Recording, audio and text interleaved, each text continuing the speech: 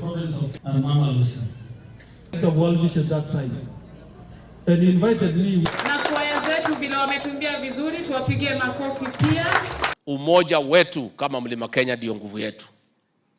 Na siku tulikuwa tunakubali kugawanywa, tulikuwa tunakaa nje ya serikali na nje ya maendeleo.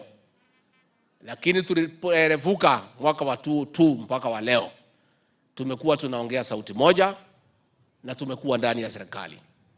Tukiendelea mbele, tukae tukiwa kitu kimoja. Na tusikubali mtu yeyote kutumika kuja kugawa sisi kama jamii. Kwa sababu tukigawanyika tutatawanywa na tutapata matatizo. Your Excellency, Mheshimiwa Rigathi, you are the Deputy President of the Republic of Kenya. We shall support you. I want to thank you because you have supported the people of Embu. When the appointment of Justin Bidan Muturi akuwe Attorney General na ametoka huku mbele ilifika kwa meza, you pushed it.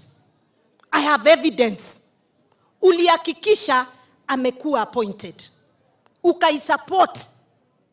When the appointment of Jagagua came on the table, akuwe chairman of Consolidated Bank, I have evidence you supported it.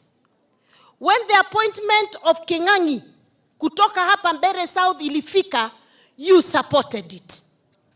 When the appointment of Genesio Mogo kutoka hapa Mbere South ilifika, you supported it.